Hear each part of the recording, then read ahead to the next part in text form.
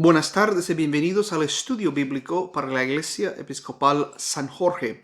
Hoy estamos concluyendo nuestra lectura de la primera mitad del libro de Daniel del Antiguo Testamento. Vamos a leer el capítulo 6 y comentarlo, y en una próxima ocasión vamos a hablar de las adiciones al libro de Daniel. Pero hoy vamos a leer capítulo 6. Oremos. Santo Dios, envía tu Espíritu Santo sobre nosotros para que podamos leer, marcar, entender y asimilar tu palabra. Haz que tu palabra dé fruto en nuestras vidas para que seamos mejores discípulos y más fieles siervos de tu nombre, por Jesucristo nuestro Señor. Amén. Realmente el capítulo 6 empieza con el último versículo del capítulo 5. O se puede decir que el capítulo 5 termina con el primer versículo del capítulo 6. Vamos a leer, por lo tanto, desde 5:30 y leer todo el capítulo 6. Baltasar, rey de los caldeos, fue asesinado aquella misma noche, y Darío el Medo le sucedió en el trono a la edad de 72 años. Darío decidió nombrar 120 sátrapas que gobernasen su reino, y sobre ellos 3 ministros, a quienes los sátrapas rendirían cuentas para que no sufriesen los intereses de la corona. Uno de los 3 era Daniel.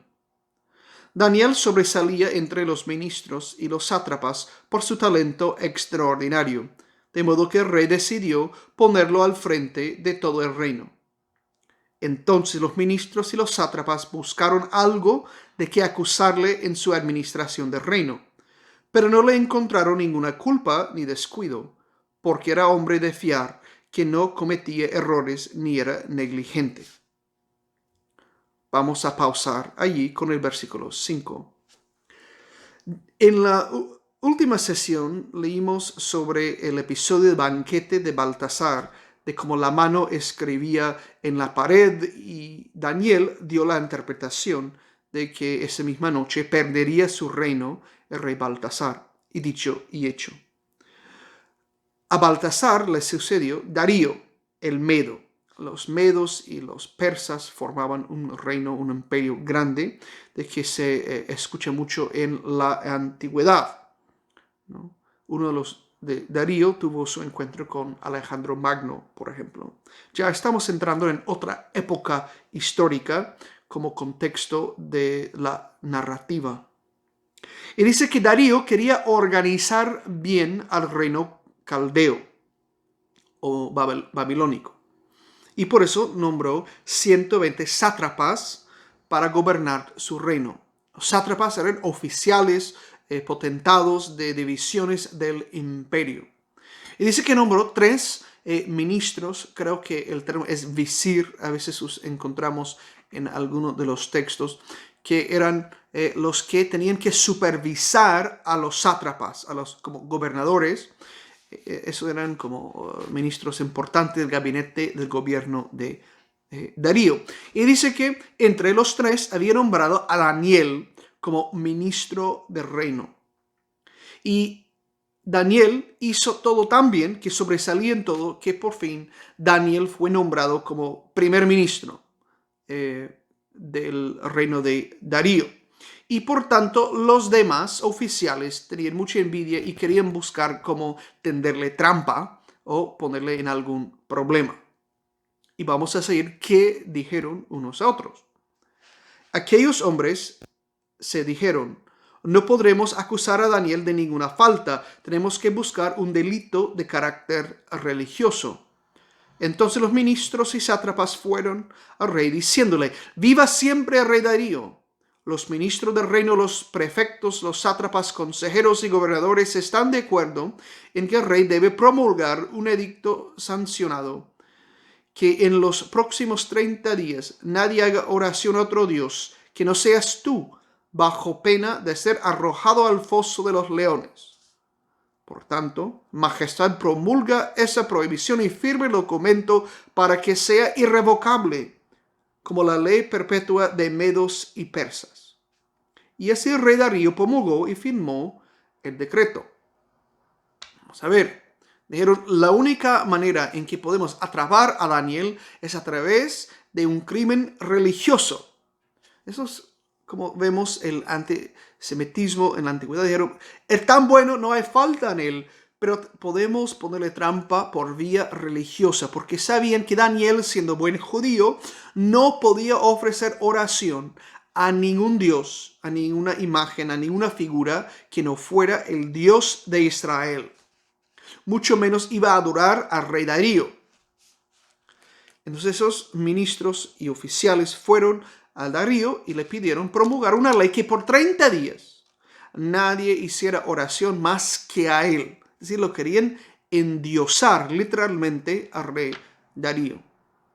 Y promulgó la ley, según la ley de medos y persas, que no se puede revocar ni cambiar.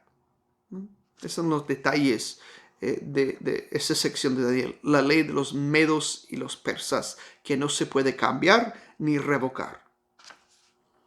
Versículo 11. Cuando Daniel se enteró de la promulgación del decreto, subió al piso superior de su casa, que tenía ventanas orientadas hacia Jerusalén. Y arrodillado, oraba dando gracias a Dios 3 veces al día, como solía hacerlo. Aquellos hombres lo espiaron y lo sorprendieron orando y suplicando a su Dios. Entonces fueron a decirle al rey: Majestad, ¿no has firmado tú un decreto que prohíbe hacer oración a cualquier dios fuera de ti, bajo pena de ser arrojado al foso de los leones? El rey contestó: el decreto está en vigor como la ley irrevocable de medos y persas. Ellos le replicaron: pues Daniel, uno de los deportados de Judea, no te obedece a ti, majestad, ni a la prohibición que has firmado, sino que 3 veces al día reza sus oraciones. Al oírlo, el rey, todo sofocado, se puso a pensar la manera de salvar a Daniel, y hasta la puesta del sol hizo lo imposible por librarlo. Pero aquellos hombres le urgían diciéndole: Majestad, ¿sabes que, según la ley de medos y persas, una prohibición o edicto real es válido e irrevocable? Entonces el rey mandó traer a Daniel y echarlo al foso de los leones. El rey dijo a Daniel: que te salve ese Dios a quien tú veneras con tanta constancia. Entonces, ¿cómo reaccionó Daniel a la noticia del edicto que mandaba solo orar al rey como Dios? Pues seguía orando a Dios, al Dios de Israel, al Dios del cielo, al Dios verdadero. 3 veces al día oraba y no se escondía. Estaba en su cuarto con las ventanas que estaban orientadas hacia Jerusalén. Ojo, yo si no mal recuerdo, es de las únicas instancias del Antiguo Testamento que nos menciona orientar la oración hacia Jerusalén como práctica de los que están afuera de la Tierra Santa, ¿no? Y no tenía miedo de hacer sus oraciones, lo seguía haciendo. Entonces los mismos oficiales tramposos fueron y le dijeron al rey: ¿cómo es eso que Daniel no ora solamente a ti, sino a su Dios? Él es uno de esos de Judea, esos exiliados, esos deportados, y no te respeta, no respeta tu ley. Hay que expulsarlo, hay que condenarlo. Y aquí Darío se ve un poco simpático porque él está buscando la manera de salvar la vida de Daniel. No lo hace porque le dice: recuerda que la ley de los medos y los persas es irrevocable, no hay excepción. No hay excepción a la ley, ni siquiera a nueva voluntad del rey. Se tiene que cumplir y hacer cumplir la ley de nuestro imperio. Entonces, cumplidor de la ley y de las costumbres de su imperio, Darío mandó a echar a Daniel a la fosa de los leones. Y dijo: ojalá ese Dios que sirves tanto, te ayude. Versículo 18. Trajeron una piedra, taparon con ella la boca del foso, y el rey la selló con su sello y con el de sus nobles, para que nadie pudiese modificar la sentencia dada contra Daniel. Luego el rey volvió al palacio, pasó la noche en ayunas, sin mujeres y sin poder dormir. Madrugó y fue corriendo al foso de los leones. Se acercó al foso y gritó afligido: Daniel, siervo de Dios vivo, ¿ha podido salvarte de los leones ese Dios a quien veneras con tanta constancia? Daniel le contestó: Viva siempre el rey. Mi Dios envió su ángel a cerrar las fauces de los leones, y no me han hecho nada, porque ante él soy inocente, como tampoco he hecho nada contra ti. El rey se alegró mucho y mandó que sacaron a Daniel del foso. Y al sacarlo no tenían ni un rasguño, porque había confiado en su Dios. Luego mandó el rey traer a los que habían calumniado a Daniel y arrojarlos al foso de los leones con sus hijos y esposas. No habían llegado al suelo y ya los leones los habían atrapado y despedazado. Entonces el rey Darío escribió a todos los pueblos, naciones y lenguas de la tierra: Paz y bienestar, ordeno y mando que en mi imperio todos respeten y teman al Dios de Daniel. Él es el Dios vivo que permanece siempre. Su reino no será destruido, su imperio dura hasta el fin. Él salva y libra, hace signos y prodigios en el cielo y en la tierra. Él salvó a Daniel de los leones. Así fue como prosperó Daniel durante el reinado de Darío y de Ciro de Persia. Entonces ya vemos que Daniel fue sellado en la fosa, mejor dicho, en el foso, aquí dice, y lo querían matar, pero no tuvo ningún rasguño. Es curioso ver cómo Darío pasó la noche, dice la Biblia, muy mal, que no pudo dormir, no pudo comer, no pudo estar con sus mujeres, estaba afligido, pero no pudo hacer nada. Se sacó en la mañana a averiguar si había salvado Daniel, y descubre que sí.